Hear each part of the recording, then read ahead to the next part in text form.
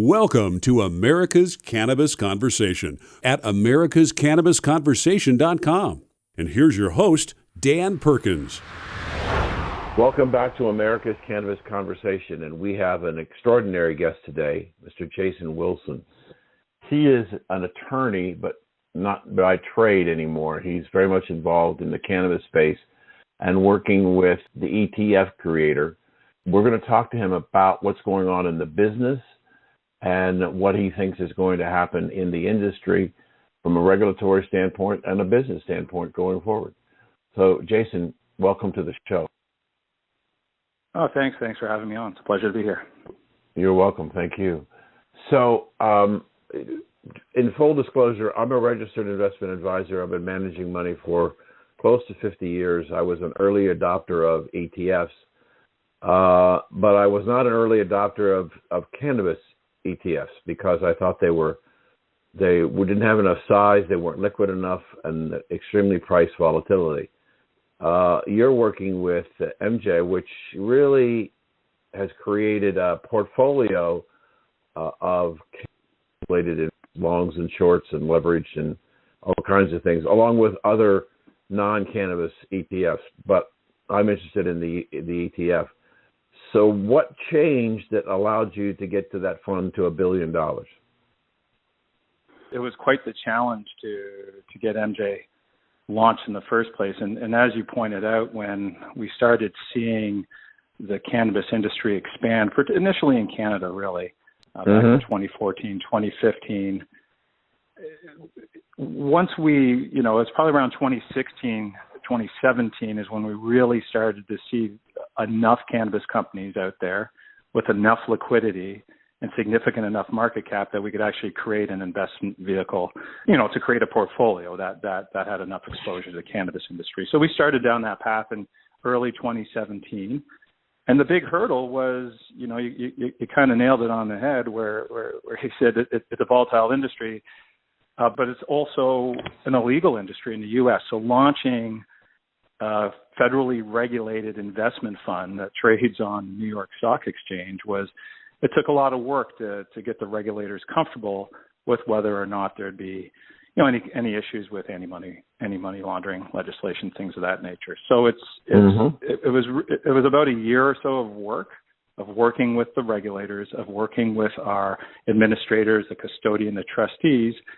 But we eventually were able to build a portfolio that not only was liquid enough and large enough to support significant capital investment, but also to do it in a way by investing in companies that were operating in jurisdictions that where cannabis was federally legal.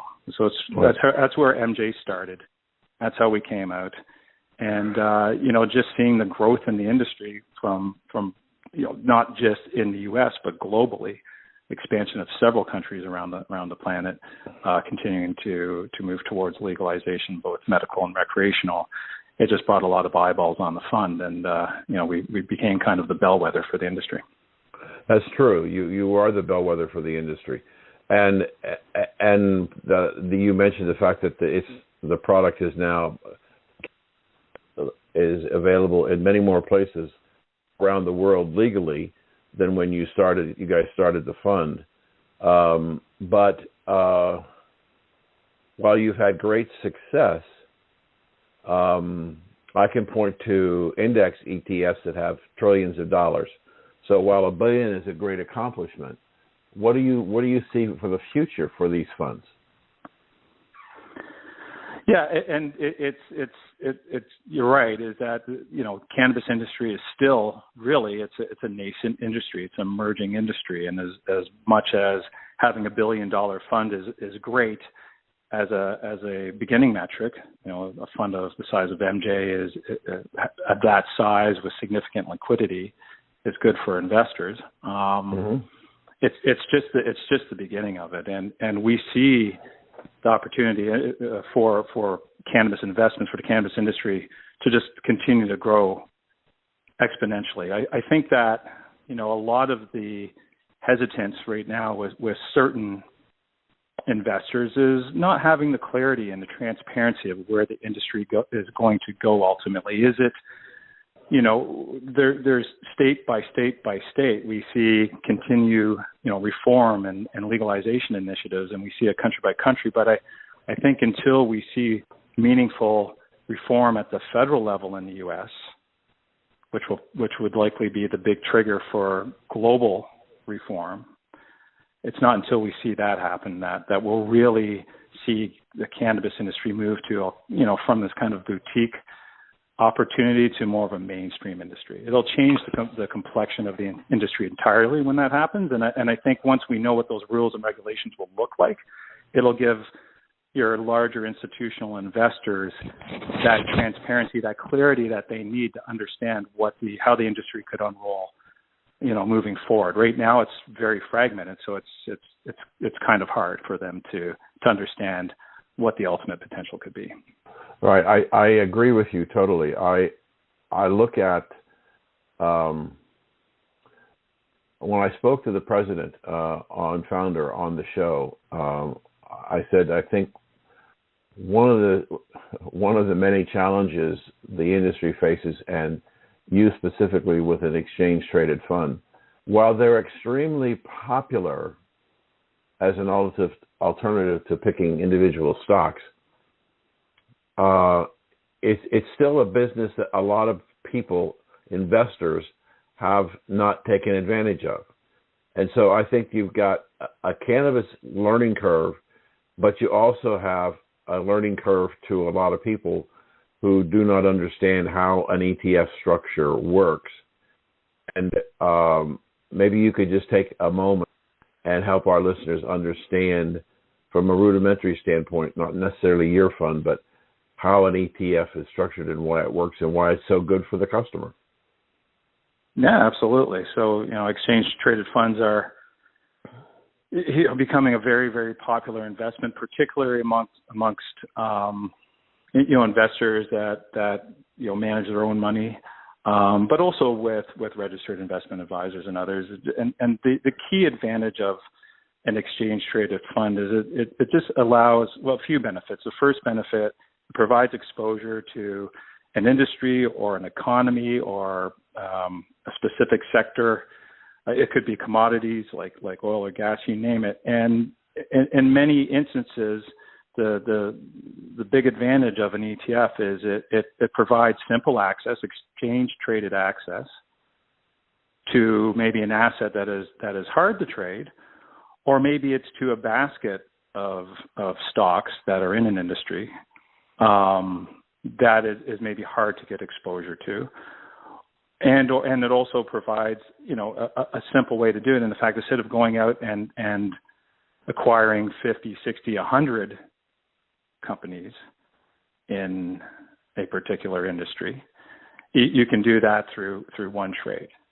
So the net advantage is it's cost. It provides ease of access, provides liquidity, it's cost effective, and it helps reduce volatility in the fact that your one holding can provide exposure to multiple companies. So if you think of the cannabis industry specifically, it's really hard to pick winners and losers. We see sales growing 30, 40% per annum, year after year after year, and in every jurisdiction that has created legalization. And investors want to benefit from that, but how do you, especially in this industry where it's such a fractured regulatory environment, how do you pick the winners? How do you know it's the right company? And there, a lot of the underlying stocks in the cannabis industry, like other emerging industries, don't have a lot of trading volume, so pretty wide bid-ask spreads on them, and it's a lot of trades you may have to do. So the ETF is like, here's a way. Let's not figure out who's going to be the next Google or Amazon in any given industry. Let's just bet on the industry, because we know the cannabis industry today is a $20 to $25 billion industry global. We know that down the road it's going to be 10x that. Don't know when, don't know how, but I can just put my money here, one trade, let it sit, and off we go. So it's that simplicity and the effectiveness, the cost effectiveness of it that has been really appealing to both retail and institutional investors. What to me about the fund and the portfolio is that you have different investment strategies in the cannabis marketplace, both long and short. And I don't want to go into that. I'm just telling the audience that there's an entire portfolio of investment strategies in cannabis. Let me go on and talk to you, give you a little bit of a premise, and then ask a question. When Joe Biden was elected president, there was a great amount of joy in the cannabis space because they believed that what Chuck Schumer said, that we will get cannabis reform this session of Congress. But as more and more Democrats are suggesting that we may not get cannabis reform even in the first term, we're going to get too close to the midterm elections. And so it appears that the momentum that as a result of the election and the enthusiasm for deregulation has waned. What's your take on that? Yeah, it's you're right. I mean, when we saw the blue wave, so to speak, last year, there was a lot of happy campers in the cannabis industry, not just in the U.S. but globally. And there was, I think the initial expectation was that there would be reform and it would be relatively soon. And I say relatively soon because nothing at the federal level, especially a contentious issue like this, happens that fast. But it's interesting. We have two. There's a path to incremental reform, and then there's a path to comprehensive reform, and it's going to be something in the middle. And I don't believe it's going to happen this session. We have the Safe Banking Act, which solves for a lot of the immediate issues in the U.S. cannabis industry with respect to commercial banking, to some extent investment banking. But for the most part, it would provide safe harbors to, federal banking institutions that want to provide banking services to cannabis companies. That would be very helpful, but it doesn't go far enough. So you're not going to get the support, particularly from the Democrats, to say, hey, we should move forward with this. The concern is that even though it would help a lot of businesses in the industry, the problem is it doesn't go far enough, and it's not going to address a lot of the, called the social equity piece that's been sorely missing. On the flip side, we have the CAOA, and there was a lot of excitement with that, but the problem is that bill is so far-reaching, and it's in such a draft form. I mean, it's really meant to just start the conversation in so many ways. It's out there for, and I believe that the comment period stops September 1st, but I think the main purpose of that was to kind of test the waters. So I believe what's going to happen is it's going to be something between the CAOA and the Safe Banking Act that's going to have a chance to actually get through at some point. Probably, I don't know exactly when. I doubt it's going to be this session. But in the not too distant future, we will see meaningful reform. It has to be more than just banking reform. It's at the end of the day, cannabis is a drug, and I believe the federal government will want to regulate it like they do alcohol, for example. Yeah. And so it's going to take a lot of comments to do that, to have not just legalization or decriminalization, but also to have the appropriate federal regulatory framework around it. And that's going to, the good news is there's a ton of bipartisan support.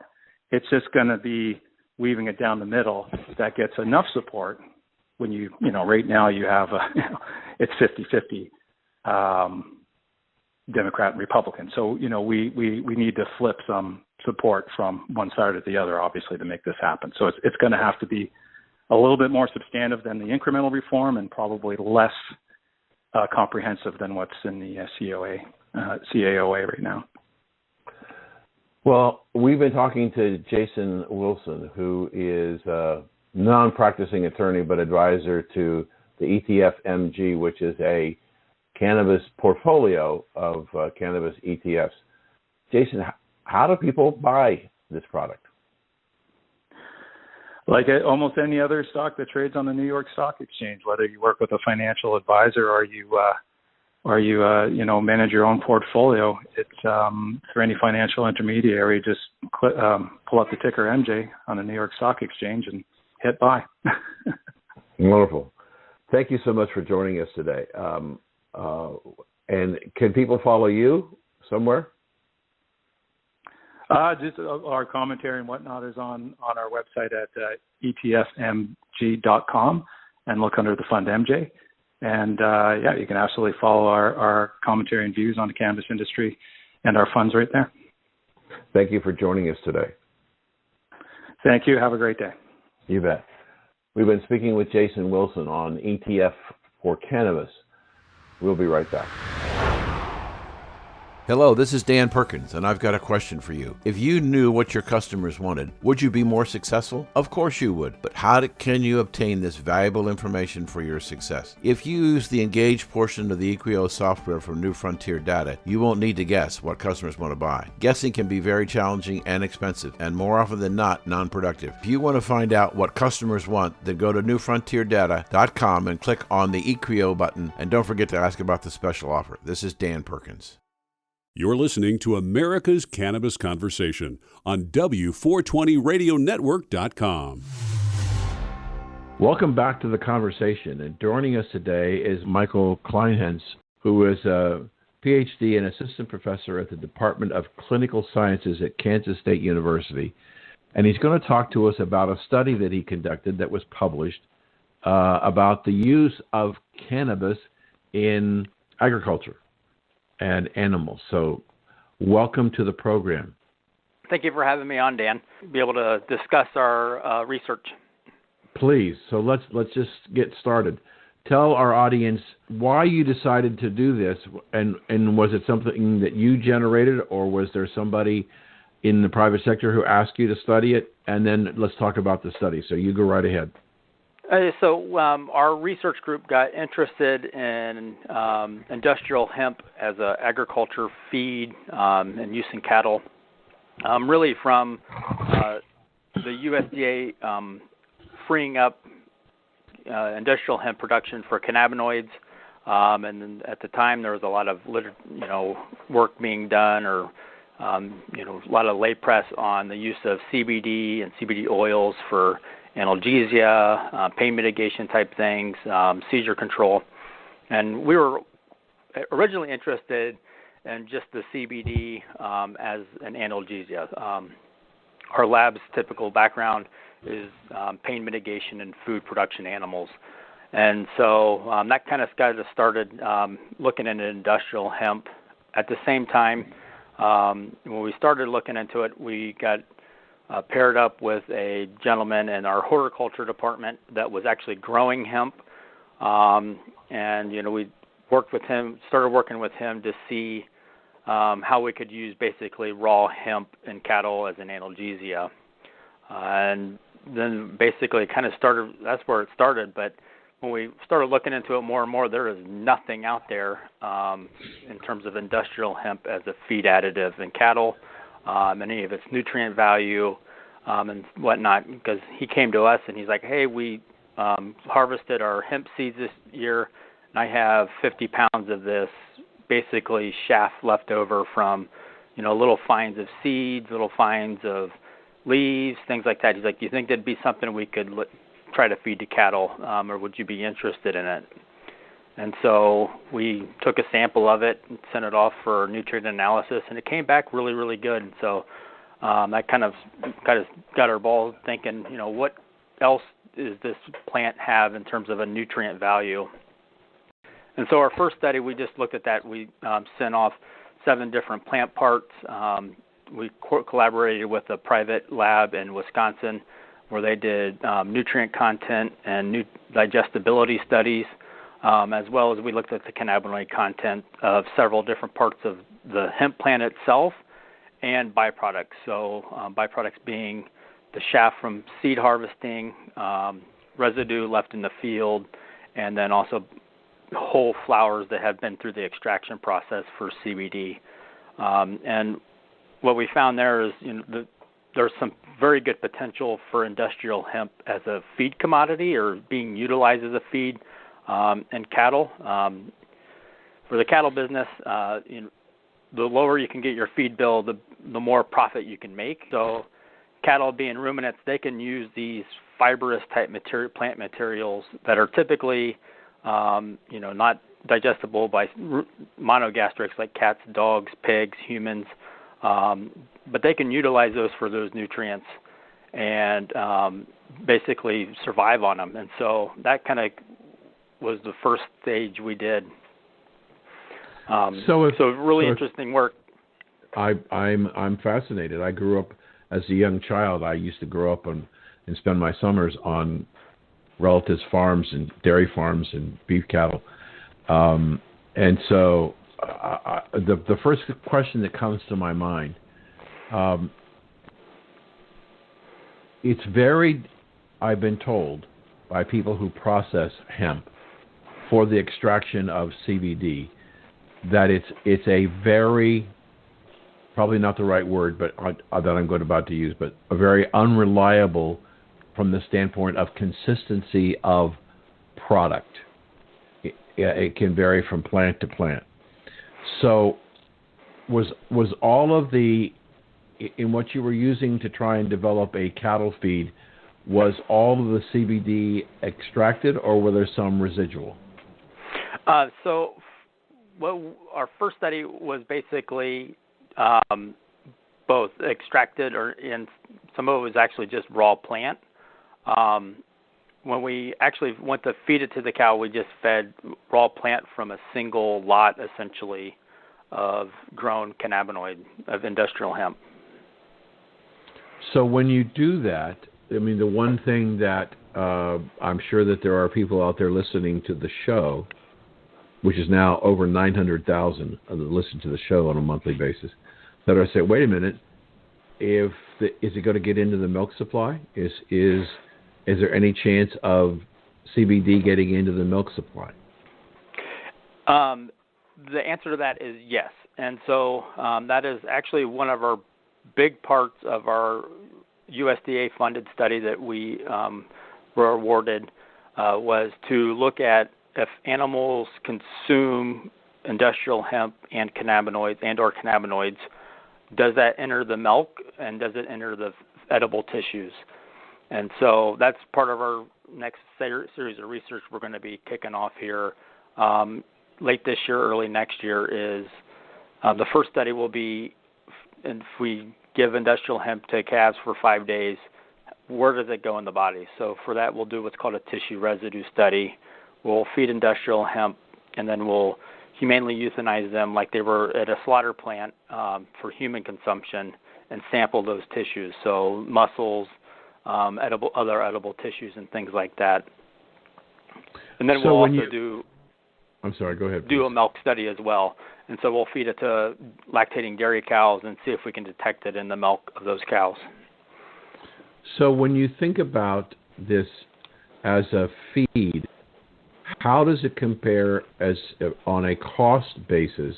Because you talked about earlier, you mentioned about the cost of feed is an important factor in determining, in essence, the profit that you can get out of a particular cow. How does hemp stand up as a replacement for corn or other grains? So hemp as a replacement for grains would be more cost prohibitive, just because hemp seeds higher, cost more to produce essentially. Where we see the benefit for cattle would be more of a byproduct. So either hemp seeds that weren't able to be consumed by humans but still can be by animals for some reason. Hemp meal, so meal that is left over from after the oil has been pressed out. The other place is after hemp flowers have been extracted, depending on the method, further CBD content. Those are those byproducts, so to speak. So things that would normally go in the landfill, because now for the hemp industry and the cannabinoid industry, they're no longer useful. But those will still have nutrient value to an animal, a ruminant animal like a cow, and can be useful. So if those could be procured at either free or very low cost, they could start to be used in place of certain levels of corn, soybean meal, hay, things like that. So that what you're, I'm not trying to put words in your mouth, but what I think I hear you're saying is that it's a recycling program. We're going to be able exactly. to. We're going to be able to use the hemp for the CBD and whatever else we want it for humans. Then the residual left over, the stalks, the leaves, the pressed flowers, everything else, could possibly turn into a feed so that cattle lots might be close to hemp growing fields. Exactly. And so, it prevents all these, typically what happens now is, you extract flowers.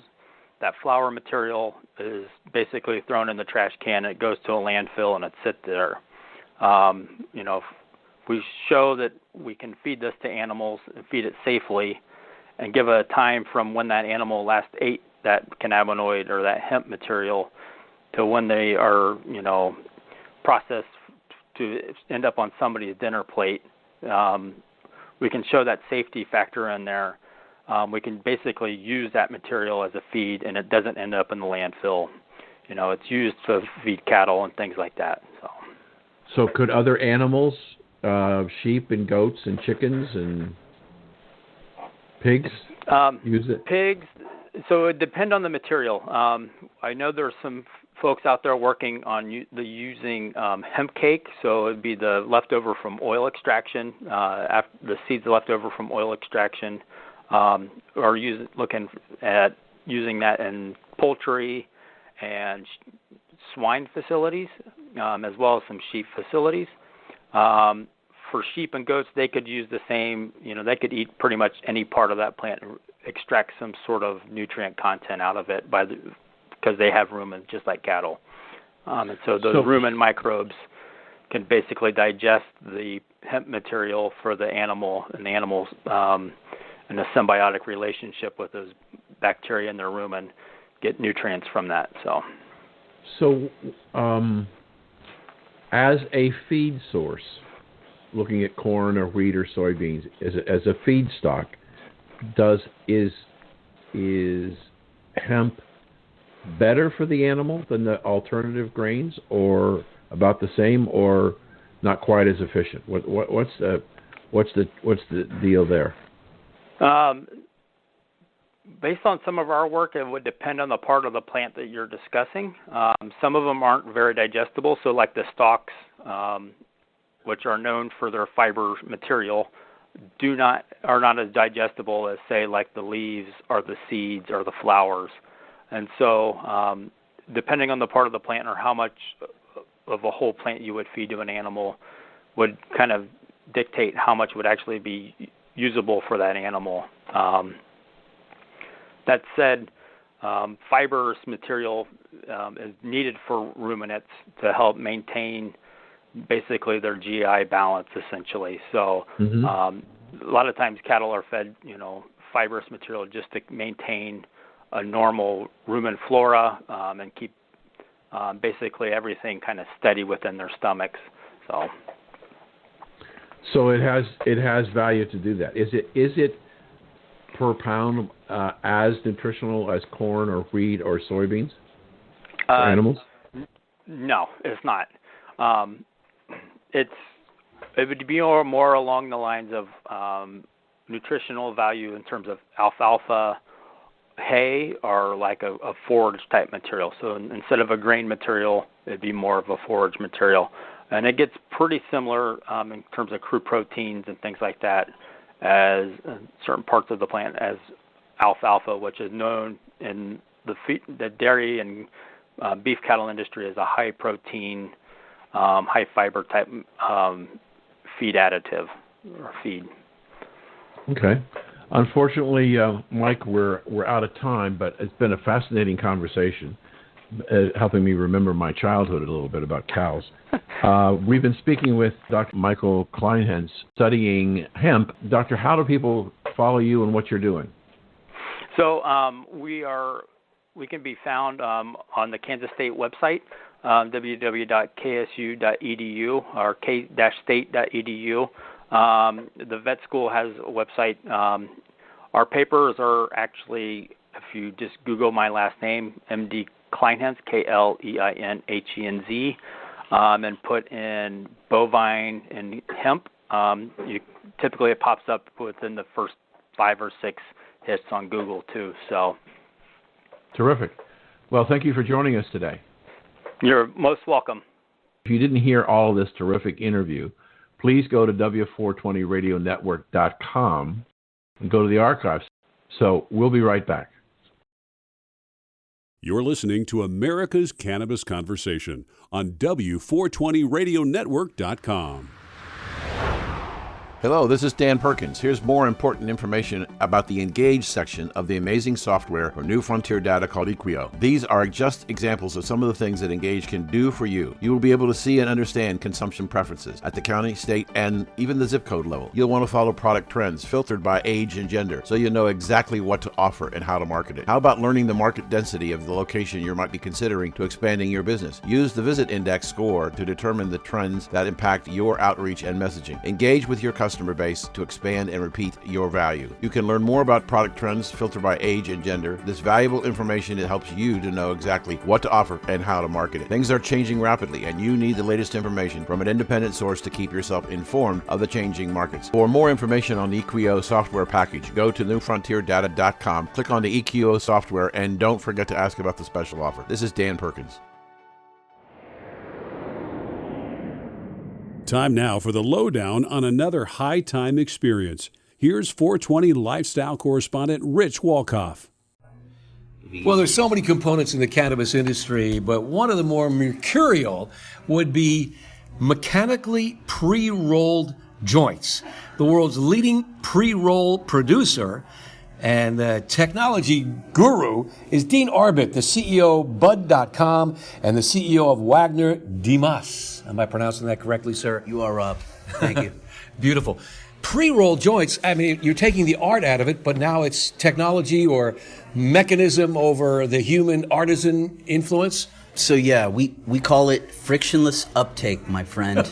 So basically, when you're ready to smoke, we don't want anything standing in your way. In all seriousness, frankly, it's happened with as every industry matures. We're just helping sort of productize the industry. Okay, but you have hundreds of clients. You have millions upon millions of pre-rolls, which is now becoming an art form in and of itself. It is. So right now, the tendency in the industry as it gets bigger is you're getting more specialization, and our company just has a better mousetrap, and so we're well positioned to work with the other bigger brands on their pre-rolls. They understand that essentially, we've got a more efficient way to do it. We've got a lot more throughput that we can offer them, and so we're partnering with a lot of the strong brands, letting them do what they do, and that's generate demand or grow really good weed. Leave it to us to roll it up. We're good at it. All right, how did this start? How the heck did you get into mechanical, machine rolled joints? I've smoked a lot of joints, but and hopefully you've rolled a lot of joints. Rolled quite a few, not as many as my partner Mitchell Wagner. So Mitchell is the engineer and the brain behind our platform. He started building this by breaking every tobacco machine that existed. It took him about 3.5 years to come up with what's essentially a strikingly different mechanism than you'll see right now anywhere else in cannabis or in the tobacco sort of rolling spaces. So he came up with it. It took him about 3.5 years. Invested every penny he had. We met.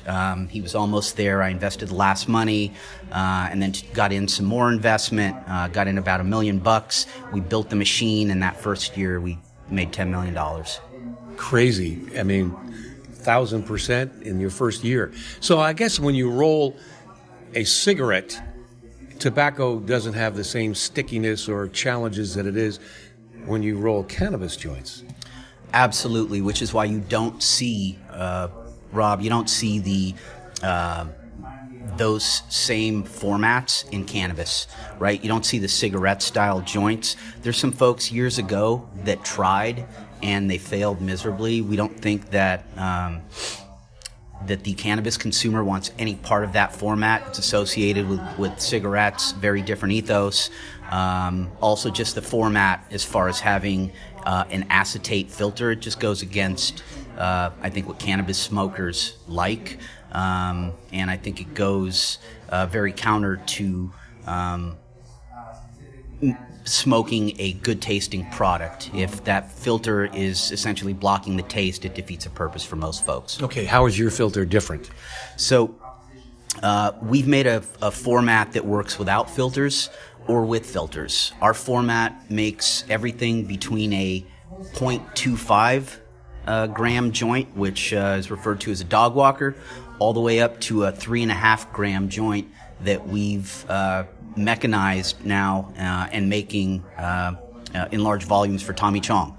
So we had to look at the constraints of this industry. It's very different. You need a lot more than one format, and we just built something very different that works. Yeah, so it's not so much the filter, it's the product and the processing.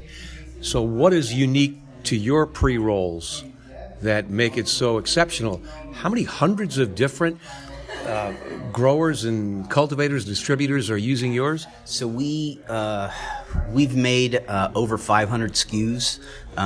Right now we've got probably 60 co-packing partners, really big brands that everyone's heard of, celebrity brands included. And right now I think we are producing 6 out of the top 11 best-selling joints in the state. Right You now. can name drop, it's okay. Well, I'd rather not, because at this point we do have relationships that we do care about, and some of our partners would rather the information not be out there. But I'll give you a few just because you're a San Francisco guy and I like you. So we roll the joints for Cypress Hill and for Tommy Chong.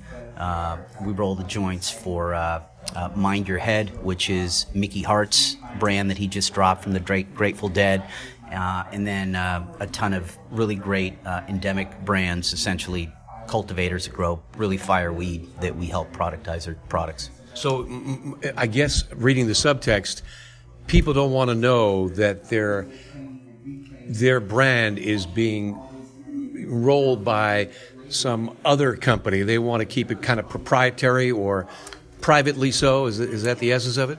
I think it just doesn't. There's not a huge benefit to us because we have no issues right now finding clients. We've got a list of folks waiting, and so for us, we'd rather sort of give the glory to our brand partners. They're out there putting their best foot forward, doing a ton to support those brands.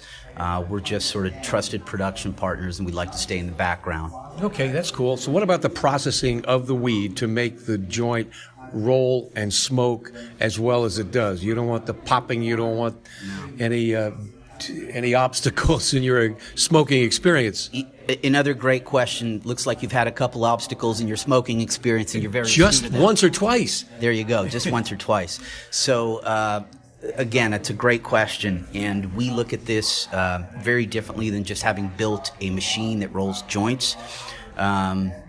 We have built a platform that starts at the grind. The grind is where you lose all the terpenes and moisture the minute that it basically that the flower goes in. Basically, all the nose goes up in the air if you don't account for preserving those terpenes and that taste. So what we did was we worked with great genetics providers and analytical labs 3 years ago, and we tested every part of essentially we tested every type of grinding mechanism that was prevalent at the time. We found that one of those worked a lot better to mitigate terpene loss. We then adjusted that to further sort of modify it for our purpose. We've done that at every stage of the step because the biggest enemy of a pre-roll is lack of taste and flavor. That's got nothing to do with just making the joint. It has everything to do with grinding it, making it efficiently and then overwrapping it that same day, which is something that we stand by. Our system, another very unique part of our system, is the fact that we have a very different technology. It's not a vibratory table like these knock boxes or the other vibratory systems.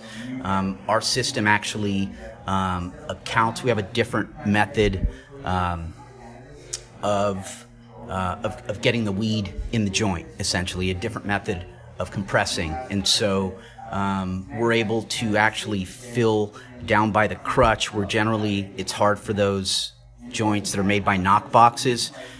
It's hard for that weed just on gravity alone to sort of matriculate all the way down by the crutch so that you have a nice, even, firm joint. You don't get that either boating, or you don't get the kind of that the gap right at the crutch. So our tech accounts for that. Okay, for the non-aficionado, you're throwing out some vernacular that may not be known by everybody. Knock boxes and the crutch. Okay, so the crutch is the lower part. Instead of the filter, there is no filter on joints. It's generally a crutch that you see at the end, which is the little cardboard part that you suck on to get the weed out, right? Knock boxes, great question. Knock boxes are the most prevalent sort of off-the-shelf tool that were really made for low-volume pre-roll manufacturing. It's made by Futurola. You make about 100 joints at a time. Now you're making joints in the millions. How many joints are you producing with your machines, and where is this done? So our factory for cannabis processing is in Oakland, and we run 200,000 to 250,000 joints a day out of Oakland. We also have a hemp facility that we moved into just last month, and that's part of a partnership with a big hemp ag group. So we've adopted our technology from cannabis to hemp. So we're rolling hemp pre-rolls or hemp cigarettes at a facility out of Moss Landing right by Santa Cruz, California. Now, I heard about the hemp joint ventures. That's a fascinating new endeavor, because if you're trying to take cigarette smokers away from tobacco, this is a potentially wonderful alternative. It is. And we think there are a lot of folks that don't want to be inebriated, especially at different times during the day.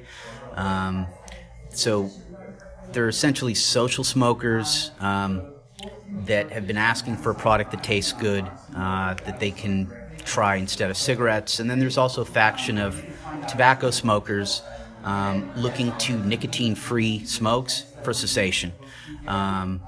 We see uptake very quickly. We've launched a product called Level Hemp, where we use all hemp paper. We've also crafted a filter made from hemp pulp as opposed to acetate used in cigarettes. We've also, that filter has its own pressure draw, which essentially means it allows for more airflow so you can taste the really good tasting weed that has no THC in it. So it's a really unique experience. The product is cool. It's all natural, all biodegradable, and we think it provides a pretty cool option for folks trying to get off cigarettes and those that just want a good tasting smoke that don't want to get high. That is amazing. I mean, I remember the rage a few years ago about spirit cigarettes, the all-natural cigarette, which was tobacco that was not processed the same way. It didn't have any chemical additives and the like, but it still was nicotine, and it still was the danger of smoking tobacco. Is there any research to indicate that the smoking of hemp is more favorable? One would think it would be, but have you looked into that much? So there's no research right now that shows that smoking CBD or anything else can be said to be beneficial to one's health. I'll say that. But how about detriment? And we would also not ever market the product that way. However, I can tell you that there is right now there's no data out there saying that CBD or frankly even THC is addictive, whereas everybody understands that that's the biggest problem with it's not tobacco, it's nicotine, and so nicotine is what's being delivered there. Getting off nicotine is the goal, and CBD is at this point is absolutely not known to be an addictive substance. Yeah, so it's a win-win. Well, 5 million pre-rolled joints from your company. You're the world's leading machine-rolled joint company in the world. That's just phenomenal. And has the growth been exponential? I mean, you're still escalating? We are. Lots of work to be done. We chose, like I just mentioned, we really chose to pivot with the opportunity in hemp instead of going full bore and growing in other states. And cannabis, as you know, regulations make it real tough. You got to go out there and essentially set up shop in every state. And even though we had deals to essentially go into every state, we chose to point our resources to hemp because we think it's a much bigger, more addressable market, and we like the idea of doing it from one factory in Moss Landing and being able to export all over the world. Cool. People want to contact you or learn more about your company? Dean@bud.com. Easy. Easy peasy. Yeah, man. Dean Arbit, the CEO of Wagner DeMoss and Bud.com. Thanks so much for joining us. Rich Walcoff for the W420 Radio Network. Hello, this is Dan Perkins with more information on the new frontier data software called Equio. Let me ask you this question. Would the success of your business be impacted if you knew the frequency of visits customers spent in competitor stores? Of course it would. The question is, where do you go to get this information? This is just one of the many pieces of information that you can get through the Equio software available at newfrontierdata.com. Remember to click on the Equio button and don't forget to ask for the special offer. I'm Dan Perkins. Welcome back to the conversation, and joining us for a second interview is Nick Richards, an attorney. He was a former IRS trial attorney, now works at the firm of Greenspoon and Marker in Denver. And we're going to talk about a scary piece of taxation. So welcome to the conversation, Mr. Richards. Thank you, Dan. It's a pleasure to be back. In our last show, we talked about 280E, but when you and I talked before we did the show, you told me about 8300.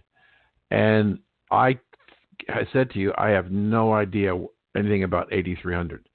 So let's start off with our audience, especially those people who are thinking about getting into the business. What is it rule or law or section 8300, whatever it is? It's a form. It's a form 8300, and it comes out of the Bank Secrecy Act, which is the anti-money laundering statute. It's a federal statute.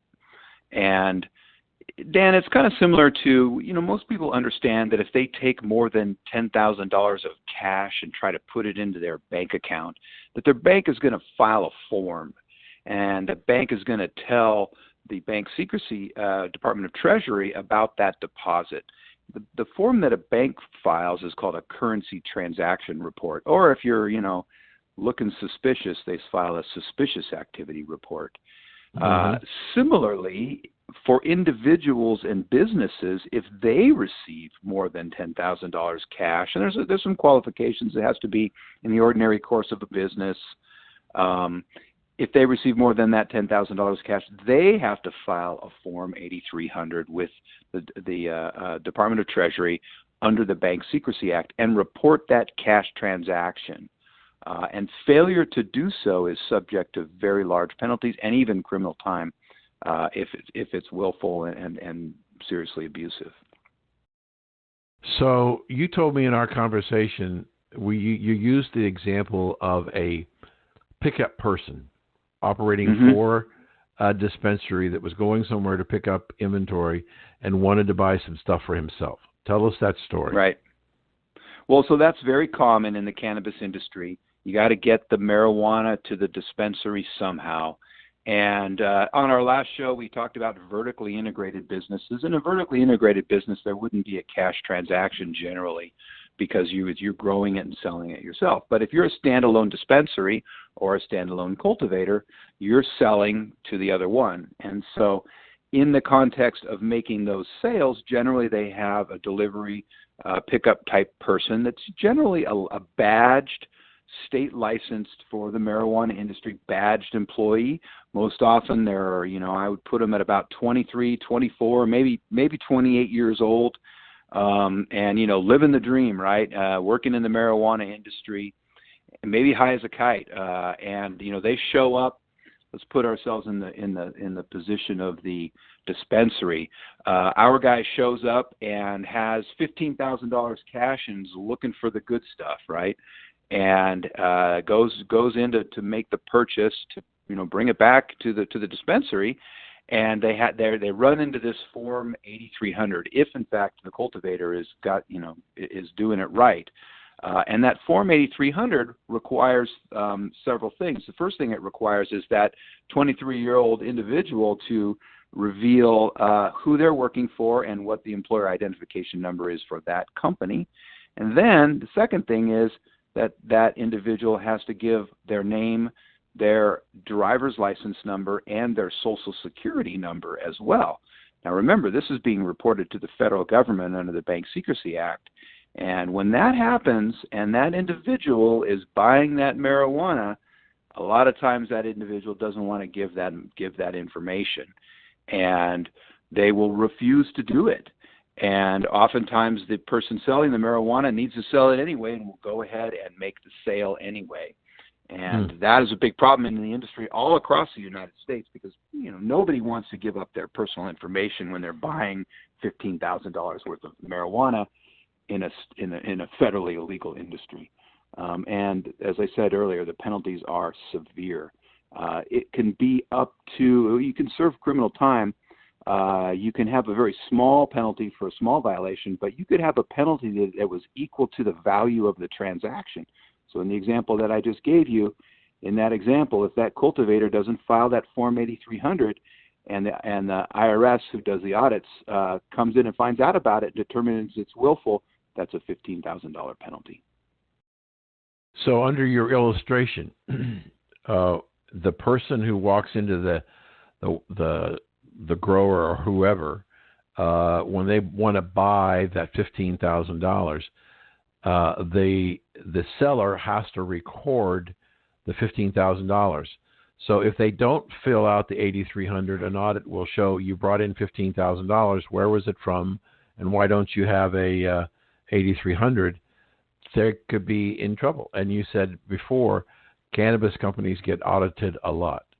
That's right, and those audits more and more include Form 8300 audits, and it's a real, it's an all-cash industry for the most part, and so the federal government is really worried about money laundering in the industry. They're really worried about organized crime, and the Form 8300 audits are how they go after that, and they can be triggered by an income tax audit, or they can come hand in hand with an income tax audit. I've seen it happen both ways, or when you file these forms, there's a computer program that can mine those filings, and you can just get an audit just for Form 8300 alone, which happens as well.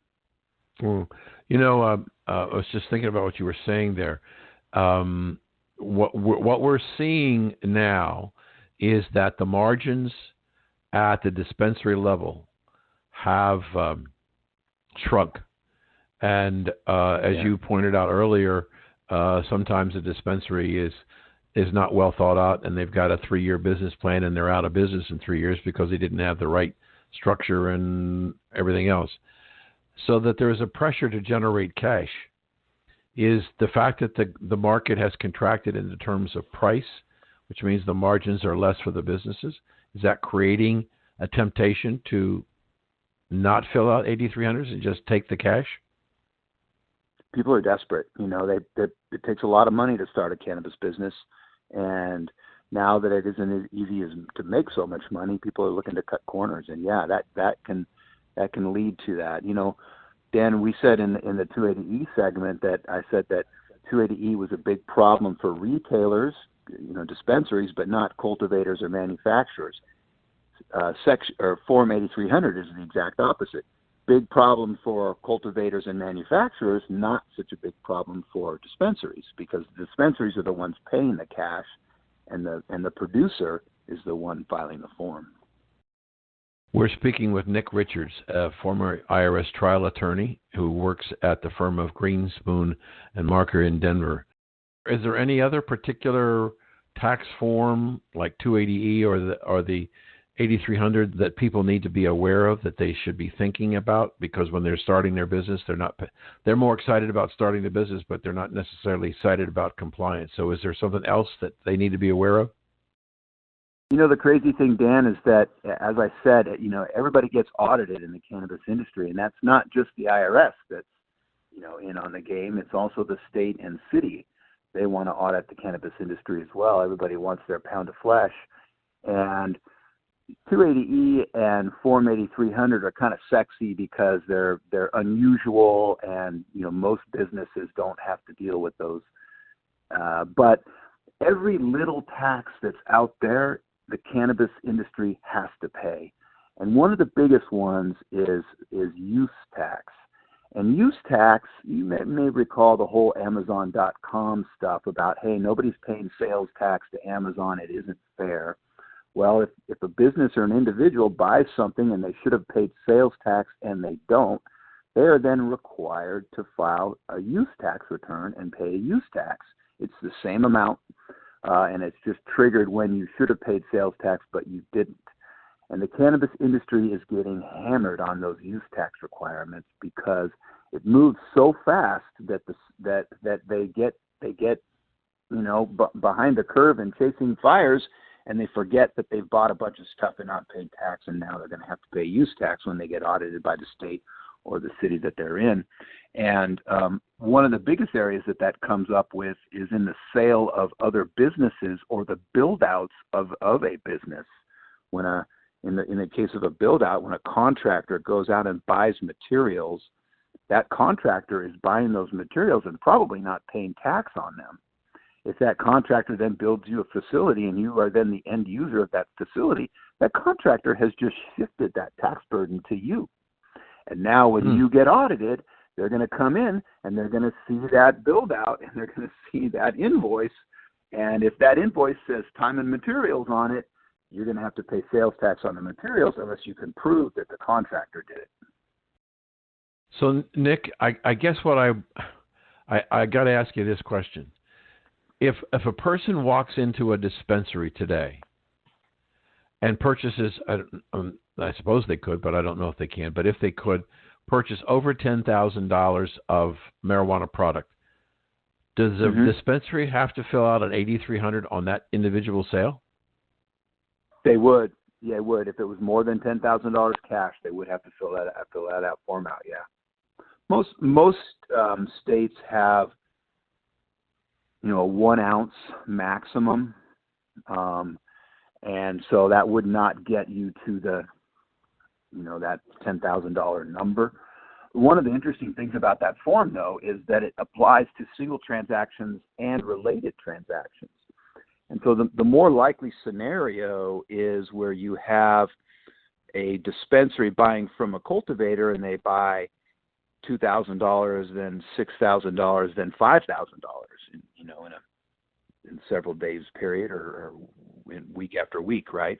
The IRS is going to look at that and they're going to say, that's a related transaction, singly negotiated transaction. And that's Form 8300 when that series of transactions exceed $10,000. What do you think the prospects are of changing regulation in cannabis in Congress happening? There has been a bill pending every year for 10 years, I want to say. And somebody new to the industry always says, Nick, I heard there was this bill pending in Congress. It's going to fix everything. And I say, yeah, I know. Thank you for joining us today.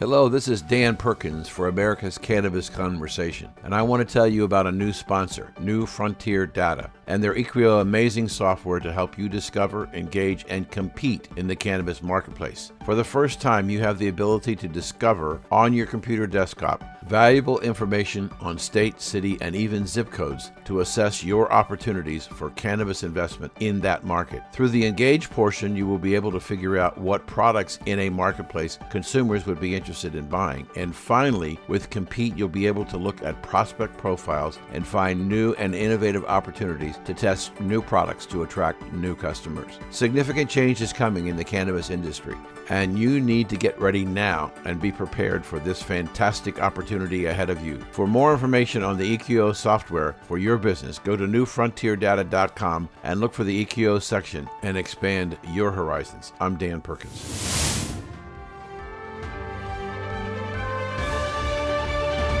W420radionetwork.com.